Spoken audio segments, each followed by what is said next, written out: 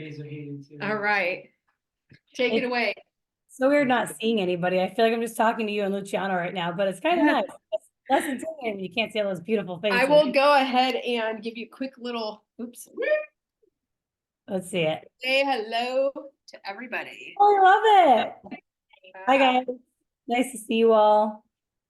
Super excited today to give this message. Like Denise mentioned, had some pretty big growth the last few years, and part of it's definitely skill level. Of course, I've learned how to sell more ultimates and more kitchens, but a big part of it has been my marketing. I've definitely tweaked things and added things. I'm still tweaking things and adding things every year, and I'm pretty excited to share with you guys what I'm doing. So I'm going to dive right into exactly what I'm doing so you guys can see it all. So definitely one of my favorite topics to talk about. I think a lot of people think that when it comes to marketing, they should really focus on just their big fairs and their big home shows. And yes, of course, you need to market for those big events. But what about the smaller events? A lot of people forget those, and I think that's a big game changer. Actually, I don't think it. I know it because I tested it out for you guys and I figured it out. It works. So I'm sure a lot of you guys right now would maybe do a text for your smaller shows or an email, which is really important. It's a great start. But imagine if you put the same amount of effort that you do for those big events into your small events. If you put that same energy into those smaller events, what could that really do for your business? I want you to think about that for a quick moment. So I'm going to share exactly what I do for my big and my small events so you guys can see it. How I turned my 2 to 3K shows into 5 to 6K shows, how I turned those 5 to 6K shows into $10,000+ shows, and how I turned my home shows from usually 20K, like my bigger home shows, I have 3 pretty large ones, and how I got those to 40 to 50K, which is pretty exciting.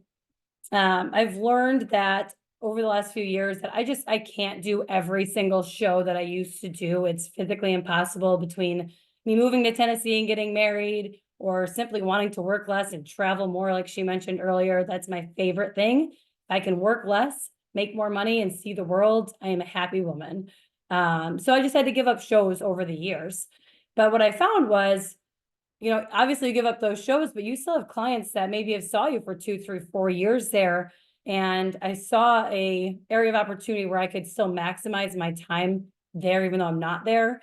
So what I did was about 2 years ago, I realized when I moved that I was missing out on CPO. And maybe I'd get 1 or 2 orders from one of my coworkers. You know, maybe they'd sell a couple paring knives or a couple table knives for me, whatever. But it wasn't what I could do there. Naturally, we all have different skill sets, different levels.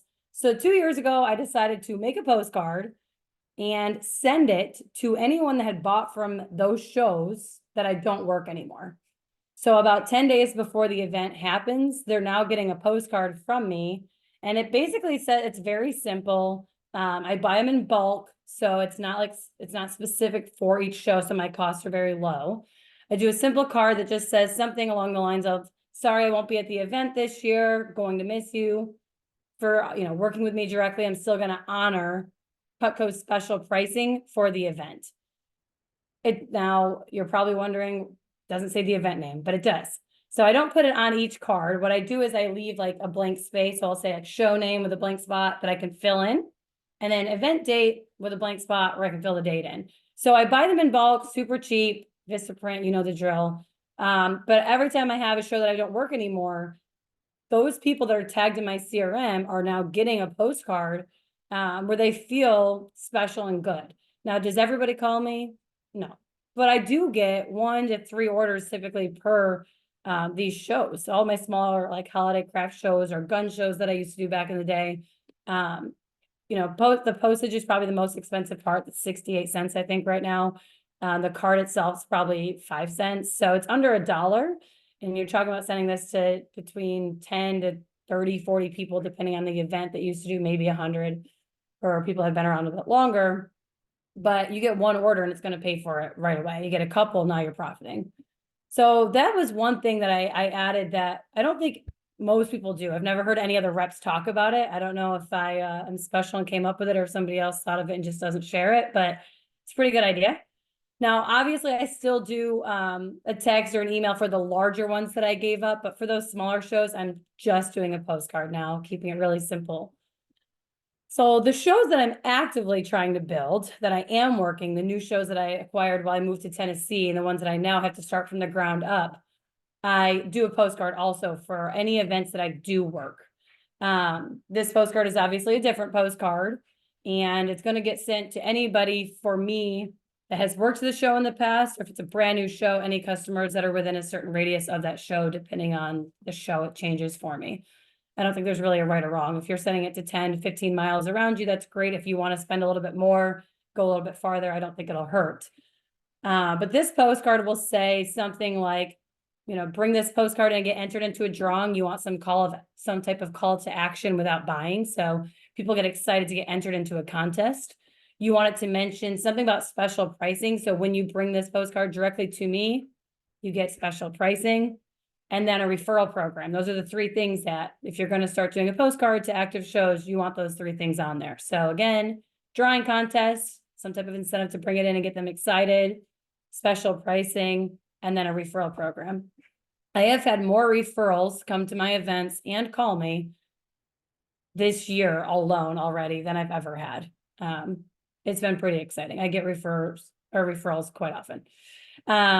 So I send that postcard to anybody that bought from the show past couple of years, me growing the show, or again, that radius around it, depending on the size. So in addition to those postcards, the events that I'm currently working and trying to grow, I'm always sending an email and a text. I'm sure, I don't know, I didn't really get to see any of your faces, so I have no idea who I'm talking to, but I'm sure there's some newer people and some more experienced people. Texting based, super cheap, easy way to send all your customers a text, and then emails, of course, you can use your CRM, whatever you use, constant contact. Having an email and a text that say the same thing that postcard says, meaning reflecting all three things again, referral program, specials, and contests or drawing. You want your text and your email to kind of say the same thing to get them excited to come see you. Now, one big thing that I like to throw out there, and one thing I think that has helped me get a better response, is using an envelope with both postcards. Now, perfect example, this morning I checked my mail. I had a ton of catalogs and little flyers from Southwest and all sorts of stuff. I can promise you, I didn't open any of them. I threw them directly into the trash, and I only opened the few letters that looked important to me. It's the same thing. I am not the only one that does that.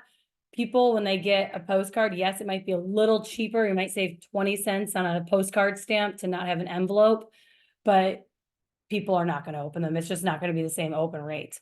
So with envelopes, it seems silly, but people will open it. It's not going to go directly in the trash can because they don't know what it is. I have a cute return sticker that's like colorful and it has my name on it, your Cutco girl. They get excited to open it. It's not just a plain white, boring envelope. I make sure that has a little bit of fun to it, whether it's a colored envelope or colored stickers on there for the return address. So keep that in mind when you're sending postcards, whether it's to your smaller events, if you're going to start that, or just your key events. Don't just do a postcard. They can easily get jammed into catalogs and not even seen, just thrown in the trash. It's bad. So try not to do that. Spend the extra 20 cents for the bigger envelope, or for the better postage. Sorry. So depending on this is my next thing that I added this year. So those three things I've been doing for years. None of that's brand new to me. But this year specifically, as of January, I hired my first assistant, trained her from the ground up. I hired a retired customer of mine. She's a really sweet lady. She retired and she was just a really big Cutco lover. So I decided to train her from the ground up. She wanted some extra work from home. And she's in charge of calling people for me, whether it's for my service calls or for my events. So the next thing I want to talk about is this aspect, or this level that I've added to my marketing. She now goes through and calls for my key events. She'll call all of my customers. She has a script that I've given her, and she knows if they don't answer to leave a voicemail. And she's actually inviting them on the phone to come see me. That has made a huge difference the last few months. It's only April right now, but I have had some pretty big sales because of this. She will, and I can give you the guys the scripts if you ask me what they say. I have no problem giving you the scripts. So, and the voicemail if you ask me for it, I can do that. But that's been really cool. People really get excited when she calls. If it's a smaller event where I'm offering sharpening don't do that a ton, but some of my smaller events, I'll let them bring in a couple of knives. She'll make sure that she includes that too, just to get them excited and again, call to action to come see you. So, that's been cool. Now that same concept is with a voice drop. If you don't have an assistant, don't feel like you need to go hire somebody to start making these calls for you. Voice drops will do the same thing. I found that my assistant's a little bit cheaper because I pay her hourly. And if I only have a few people, it saves me money versus voice drops. And then I think it's nice, but if you don't have an assistant, a voice drop will do the same thing for you. They'll still get excited. They feel, if you haven't done a voice drop, ask somebody in that room later what it is, because they're pretty cool. For me, I have noticed that if I'm going to be working and taking time away from Luciano and time away from my house, I'm going to grind as hard as I can and maximize every single avenue that I can. If I'm going to be at that booth, I'm going to sell Cutco. That's just the way it is. So, especially this year, I'm sure the last 2 years, shows have been down for a lot of people. And I've seen a decrease in the number of people at shows too. But if you are maximizing your past customer and your referral market, those shows are not going to be down for you if you can create your own business. Don't sit there and be the person that waits for the lady with the Louis and the Rolex on to come by an Ultimate or a kitchen if you're really lucky. Be the person that generates more sales. That's something I get really excited about, seeing my past customers and getting those referrals. Okay, so some people are probably thinking, because I know this was what I used to think, wow, she sends a postcard, a text, an email, and then her assistant calls. Her customers must be so freaking annoyed with her. She never shuts up. I don't shut up. That is true for those of you that know me. I do like to talk. But I will say that none of my customers have ever said, hey, Liz, you market to me too often. I wish you didn't tell me about that sewing expo or the show or whatever it was. Not one person has told me I'd say too much or I send too much. You have to think, if you're doing it, especially to tags only, you're only marketing this many times to them, once or twice a year, maybe 3 times because of a sale. People don't mind it. I've had more compliments saying like, girl, you are on top of your marketing. I had to come see you because I got that text, I got that postcard. Tell me about your cookware. I literally had that happen to me a couple days ago. I was at a base, and which is just a show. If you don't know what federal is, it's the same thing as a show, but military customers.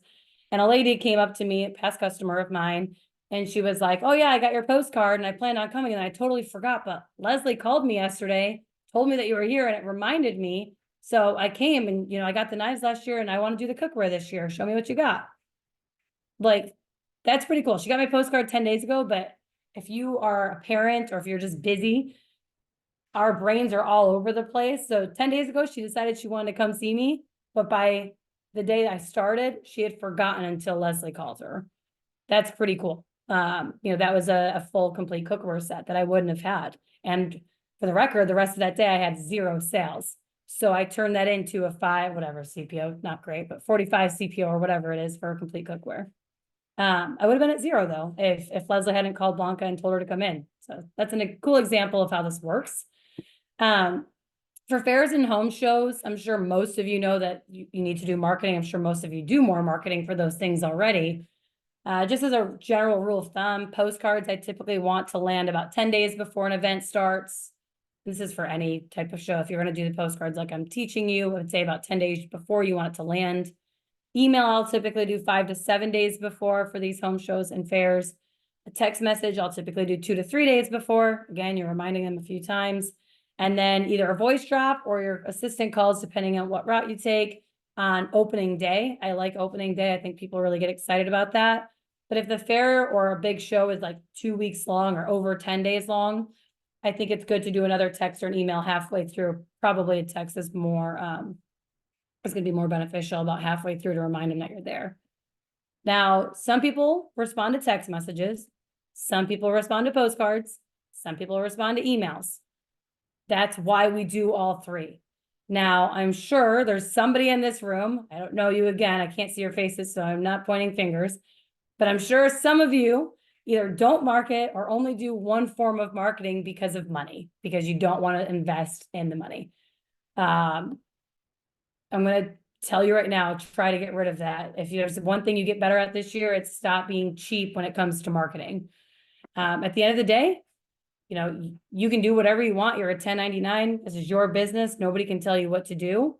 But if you're going to own a business, run it at the best level you can, you know, try not to half-ass it. I used to be the person that would complain when my fair team actually requires postcards now, for the New York State Fair and Erie County Fair. If you're going to work at the fair, you have to do a postcard, an email, and a text. I used to complain about that, and I didn't want to spend the money on postcards and whatever. There's still people on my team that complain about it, but every year they sell more because of it. Like Luciano said, scared money don't make money. It's the same thing. You have to invest in your business if you want to maximize it. So it's pretty simple.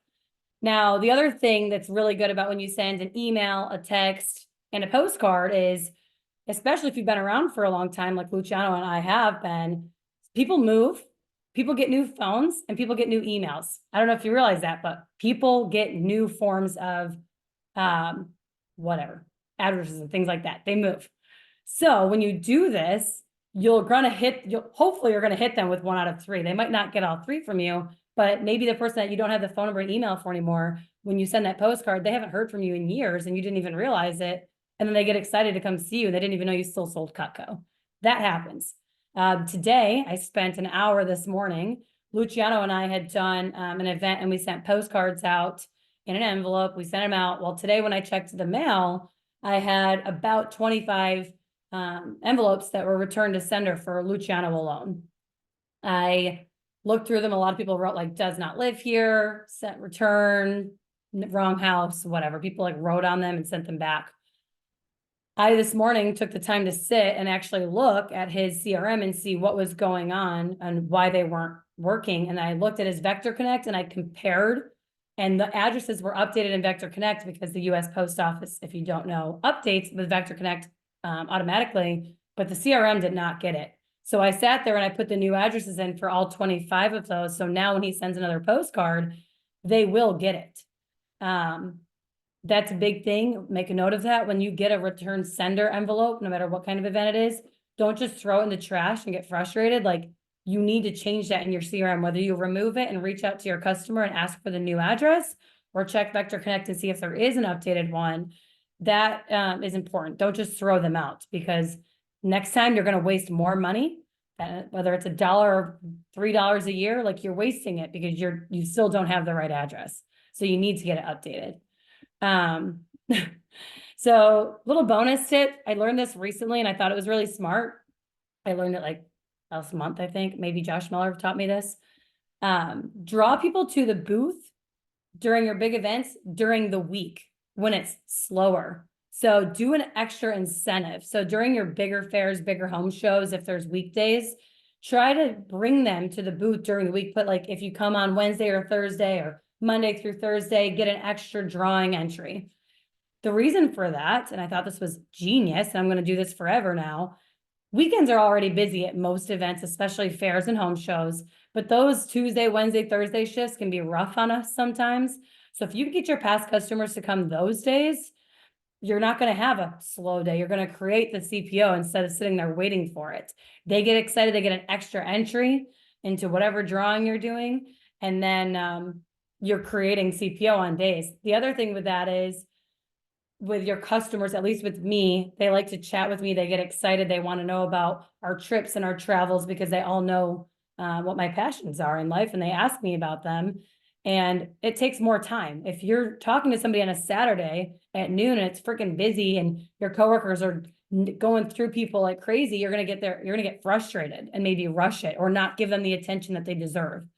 If you work with them during the week, you can give them more time and energy, build the relationship better, and get a bigger sale at the end of the day, and keep that Saturday, Sunday open for those new customers as much as possible. Again, I used to be scared to spend money on marketing. I'm sure some of you in the room are. I know some of my closest friends in the business still don't listen to what I'm telling you today, but it makes a difference. And the more you put into your business, the more you're going to get out of it. Don't be the person that says, don't need to do marketing. I'm still going to sell. I always sell 5K at this show. I don't need to do it. Well, what if you sold 10K at that show this year because you did market to your past customers and you turned that 5 into 10,000 or the 3K show into 6? you have to get creative to create more CPO, especially when this world is a little weird right now with our shows. You don't know what you're going to walk into this year when you walk into your fair. We have no idea. So you do know that you have past customers. You do know that they already like you and trust you.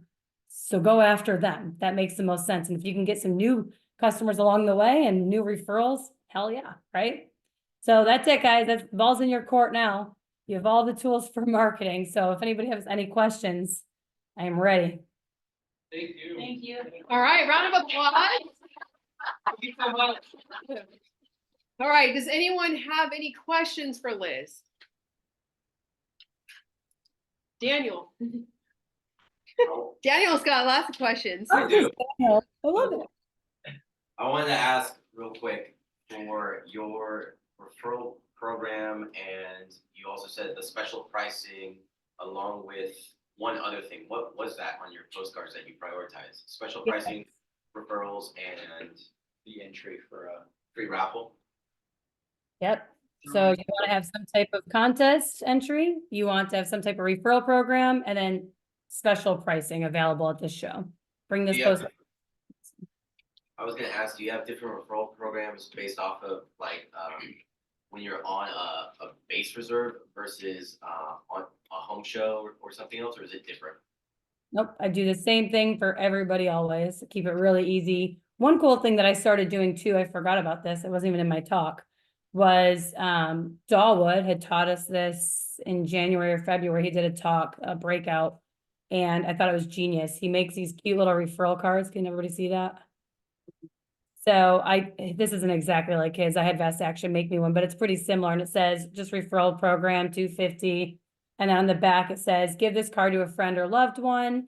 When they make a purchase of $3.99 or more, you each get $75 of free Cutco products. That's a total of $150. When your friend purchases a set of 600 or more, you both receive an additional $50. And then all my info's on there, my picture. So now what I do is I have a bunch of these printed for myself, and then Vest Action has them on file too. When my thank you cards go out, this goes into every single thank you card. If you're not sending thank you cards to your customers, start doing that. That's a good thing to do. So whether it's a cutting board, an ultimate, or a kitchen, they all get the same thank you card. But now one of these goes into that envelope. And then at events, if I have somebody, like if it's a fair or something longer, not a 1 or 2 day show, but like a home show or a fair, I will ask people like, hey, do you know anybody that might be interested in Cutco? If they say, oh yeah, I have a couple people, like I give them 2 or 3 of these on hand. I'll just give it to them. And then hopefully they'll start bringing people in. Now I haven't used this for my fairs yet because I just started this year. I made them in February, but I did it at my home show and I gave it out. It was a 2-weekend home show. And the second weekend, I had 2 people bring this in from their friends. So that was kind of cool. Okay, cool. Karen. You mentioned about scripts for either your assistant or someone to promote, come see you at the show. Do you have those you could put in the chat or something, and then Denise can share them with us? Or how can No, we? send them directly for us, not tech savvy people like me, Liz. Thanks. Can you drop that in the chat for us, please? And I'll make sure. Yeah. everybody gets it. I'll do that. I'll do that. Yeah, I can. So I'll the Appreciate script. you. Thank you. You're Scripts welcome. are consistent. Awesome. We appreciate Thank that. you. No Anybody problem. else have a question for Liz? Oh, yes. Daniel. I wanted to ask, can you get a little bit more descriptive with your referral program, exactly how you came up with it and how it works? Well, those specific cards that I just showed you, that Dawood taught us in just January or February at one of the breakouts at one of the meetings. So that's new to me. But as far as just bringing a friend, I do that in all of my marketing. Like I said, my postcard, my emails, and my texts. I would say Luciano probably helped teach me that the most. He really maximizes that at the military bases. And a few years ago, we started dating 4 years ago. So I started to learn from him then. And I saw that he was doing that at events and getting a lot of referrals. And I was like, oh crap, I should do this. So we'll give Luciano some credit for that. I think I take it a couple steps further than he does just because I get really excited about marketing. But the idea is, even when I hang up the phone with customers, I was talking about this with Denise yesterday. When I hang up the phone with a customer, the last thing I always say after saying, thank you, appreciate your order, blah, blah, blah, it'll be there in 7 to 10 days. Hey, if you know anyone that needs Cutco, if you refer them to me, you get a free gift, and so do they. And I say that every single interaction, whether it's my phone during my spring sale, which is currently what I'm in the middle of, or if I'm at a booth, or if I'm just talking to a customer on the phone, they call me randomly for a gift. If you commit to saying that just as much as you say, hey, do you own a business? It's just part of my script, always asking for referrals. As far as what I give, if it's like a service event or any type of show, really, I typically do like a gadget at that 75 mark. That's usually a gadget. And then if they buy a set or more, I'll offer them both a knife. It's really up to you what you want to do. I try to do things that I have on hand. I always maximize the mall program and buy as much promo as I can. So a lot of times I'll send a can opener or scoop from my house if I have it, along with a thank you card. But if I don't have it, I'll just do it at a third and send it. Thank you. Awesome. Anybody else? Ooh, one more thing. Daniel. I was gonna ask, Inquisitive minds. do you ever put service inside that general one that you were talking about at the beginning when you don't work a show? Do you go ahead and have like a service event tied into it or something? The only reason those don't have that is because I buy them in bulk. They're very like simple, generic, sorry, I won't be here. And then I fill in the name of the event. However, that's a great question. Luciano actually recently tested out last month. He had a service event a couple hours away. He only does it once a year. He made special postcards with a QR code that led them to his Acuity to sign up for a service. And he had the best response at his event that he's ever had. I'm sure a lot of you that do service events or service calls find that it's the same people coming over and over again, and it's super frustrating, especially if they don't buy anything every time. So Luch decided to try mailing people in this city. I just threw a bunch of them out because some of them came back as return to sender. I'll see if I have one. I'll give you guys a picture of it. But the QR code's pretty cool. They literally scanned it and it went right to his Acuity. He saw a ton of new people that his email and text normally don't hit. Because like I was saying, some people get new addresses, emails, and texts. So all the people he wasn't marketing to because he didn't have the right information, they got this letter and he crushed his service event. He just did it for another one too. He did it twice because it worked out so well. So that if you are going to make a specific postcard for a specific show, put some sort of sign up for sharpening or text me if you need sharpening. I think that's a great idea. For mine, a lot of the shows I don't do are in New York now. I live in Tennessee, so I can't really say, let me know when you need sharpening. But yes, I think that's a good idea if you're not buying them in bulk. That answers your question. Thank you. It's a very detailed. All right. Well, thank you so much for your time, Liz. We appreciate you. And thanks for dropping the nuggets. Hope you have a great rest of your day. Thank Oh, you. yeah, I won't Thank forget. you. Give me 1 minute. You're welcome. Thank you very much. Bye. Bye.